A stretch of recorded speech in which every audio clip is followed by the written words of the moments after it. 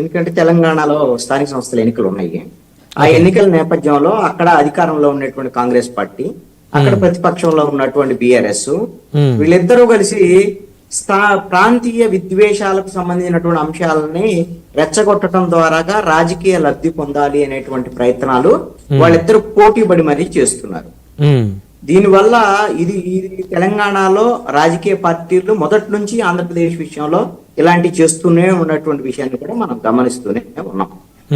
అయితే ఇక్కడ నేను చెప్పదలుచుకున్నటువంటి అంశం ఏంటంటే, పవన్ కళ్యాణ్ మాట్లాడింది కరెక్ట్ అని గాని, పవన్ కళ్యాణ్ తప్పు చేయలేదు కానీ లేకపోతే క్షమాపణ చెప్పటానికే అర్హత ఉన్నటువంటి అంశమా కాదనేటువంటి విషయం మీద నేను చర్చించదలుచుకున్నాను.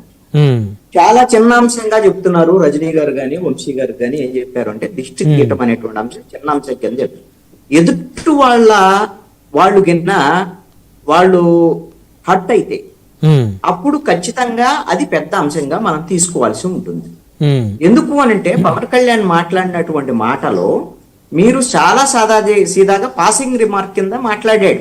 అదేంటి పెద్ద అంశం కాదు, అటు రైతులకు సంబంధించినటువంటి విషయం. ఏం మాట్లాడారు? ఆయన మాట్లాడినటువంటి మాటల్లో ఇప్పుడు మీడియా, అదే విధంగా సోషల్ మీడియా ఈ విస్తృతి పెరిగిన నేపథ్యంలో ఈ మంట రాజేయటానికి కూడా మీడియా రెడీగా ఉంటుంది.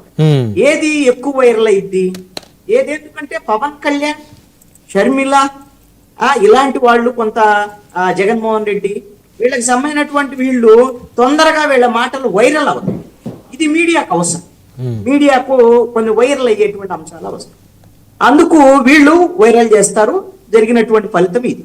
ఏం మాట్లాడాడు పవన్ కళ్యాణ్? ఇక్కడ అసలు రాష్ట్రం విడిపోవటానికే కోనసీమ కారణం.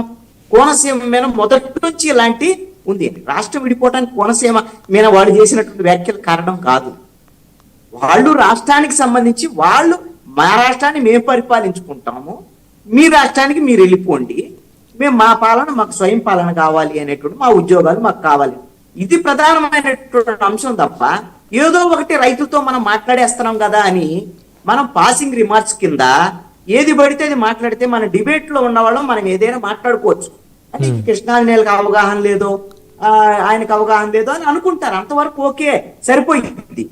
కానీ పవన్ కళ్యాణ్ అటువంటి నాయకుడు ఈ రాష్ట్రానికి డిప్యూటీ సీఎం, ఈ రాష్ట్రానికి ముఖ్యమైన నాయకుడు, అధికారంలో ఉన్నటువంటి ఆయన కీలకమైనటువంటి నేత.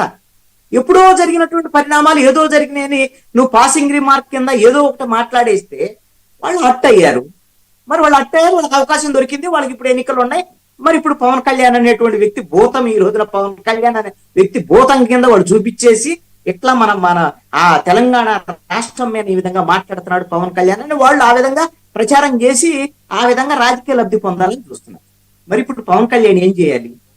నిజంగా పవన్ కళ్యాణ్ ఆయన ఒక స్టేట్స్ మ్యాన్ అయితే ఇమ్మీడియట్ గా జరిగినటువంటి, ఇప్పుడు ఒక స్టేట్మెంట్ మీరు ఏదో చూపించారు, ఏంటి వక్రీకరించొద్దు అనంటే ఏం వక్రీకరిస్తున్నారు వాళ్ళు? ఏమన్నాడో వాళ్ళు అదే చెబుతున్నారు.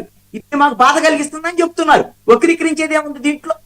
అలా అంటం వల్ల వాళ్ళకి బాధ కలిగింది. వాళ్ళు తెలంగాణ రాష్ట్ర ప్రజలందరినీ రెచ్చగొడుతున్నారు. ఇది మన దిష్టి వాళ్ళకి తగులుతుందంట, మన వల్లే వాళ్ళు రాష్ట్రం నాశనం అయిపోతుందంట, ఒక కొబ్బరి చెట్లన్నీ మొత్తం చచ్చిపోతున్నాయంట. కొబ్బరి చెట్టు చచ్చిపోతే ఒక కుర్రవాడు వాళ్ళ ఇంట్లో పిల్లగాడు ఎదిగి వచ్చిన పిల్లగాడు చచ్చిపోయినట్టే అని ఇన్ని మాటలు అన్న తర్వాత ఏమనలేదంటే ఎట్ట కుదిరింది? నేనేమంటానంటే, పవన్ కళ్యాణ్ ఇప్పుడు జరిగిన పరిణామానివేనా నీ మాట అనేటువంటిది ఎదుటి వాళ్ళకి ఒక రాజకీయ అవకాశంగా వాళ్ళు ఉపయోగించుకుంటున్నప్పుడు, రెండు రాష్ట్రాల మధ్య విభేదాలు వచ్చేటువంటి పరిస్థితి ఉన్నప్పుడు, ఒక బాధ్యతాయుతమైనటువంటి నాయకుడుగా ఎస్ మీరు ఇలా అనుకుంటున్నారేమో, నా ఉద్దేశం ఇది కాదు, ఒకవేళ తెలంగాణ ప్రజలు బాధపడితే నేను క్షమించమని అడుగుతాను, నాకేం అభ్యంతరం లేదని చెప్పొచ్చు కదా. చాలా సందర్భాల్లో పవన్ కళ్యాణ్ చెప్పాడు. చాలా సందర్భాల్లో మిగతా రాజకీయ నాయకుల్లాగా పవన్ కళ్యాణ్ వ్యవహరించలేదు. మరి ఈ విషయంలో ఎందుకు ఇంత జాప్యం, ఎందుకు ఇంత అవసరం లేదు అనేటువంటి నేను రెండు అడుగుతా. ఒకటి, ఈ రెండు రాష్ట్రాలకు సంబంధించినటువంటి వాళ్ళు, రెండు రాష్ట్రాలకు సంబంధించినటువంటి రాజకీయ నాయకులు అన్ని పార్టీలు ఉన్నాయి. స్వార్థపరమైనటువంటి రాజకీయాల కోసం ప్రాంతీయ విభేదాలను రెచ్చగొట్టడానికి తప్ప వీళ్ళకి వేరే ఎజెండాలు లేవండి. నేను పవన్ కళ్యాణ్, కాంగ్రెస్ పార్టీ, బీఆర్ఎస్ తెలంగాణలో అన్ని పార్టీలు, తెలంగాణలో అన్ని పార్టీలు, ఆంధ్రప్రదేశ్ లో అన్ని పార్టీలు నేను అంటున్నాను. ఎందుకు ఈ మాట అంటున్నానంటే, ఆంధ్రప్రదేశ్ లో ఉండేటువంటి పార్టీలకు సంబంధించి అసలు నిజంగా దేని గురించి మాట్లాడాలి బ్రహ్మనాయుడు గారు?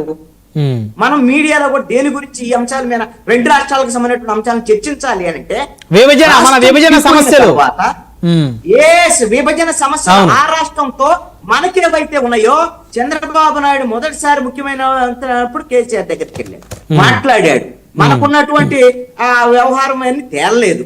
సరే, కేసీఆర్ మనకు సహకరించలేదు. మరి జగన్మోహన్ రెడ్డి వాళ్ళిద్దరు మంచోళ్లే దావత్ చేసుకున్నారు, ఇద్దరు మాట్లాడుకున్నారు. జగన్మోహన్ రెడ్డి వెళ్ళి మన సెక్రటరేట్ లో ఉన్న ఆస్తులు మొత్తం వాళ్ళకి ఎక్కినేదో ఆయన సొంత ఆస్తులకు రాసి ఇచ్చేశాడు. అక్కడి నుంచి రావాల్సినవి మనకు రాలేదు, పోయినాయి, అట్లా పోయింది. ఇప్పుడు మళ్ళీ చంద్రబాబు నాయుడు ముఖ్యమంత్రి అయ్యాడు.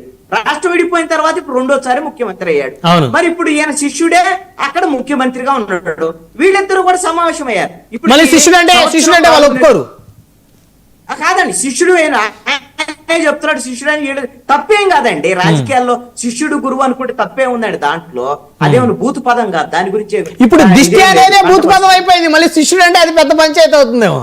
సరేనండి, నేను ఆయన చాలా సందర్భాల్లో చెప్పాడు కానీ రేవంత్ రెడ్డి చెప్పాడు. ఇప్పుడు ఈ సందర్భంలో కూడా దానికి అన్నెసరీ విషయాల వల్ల అసలు విషయం పక్కదారి పట్టి.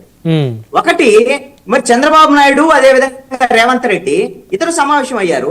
సరే, శిష్యుడు కాదు అసలు తెలంగాణలో ఉన్నటువంటి తెలుగుదేశం పార్టీ వాళ్ళందరూ 2023 ఎన్నికల్లో అక్కడ అసెంబ్లీ ఎన్నికల్లో తెలుగుదేశం వాళ్ళందరూ సహకరించారు బీఆర్ఎస్ ను ఓడించడానికి. సహకరించారని కాంగ్రెస్ జెండాలతో పాటు తెలుగుదేశం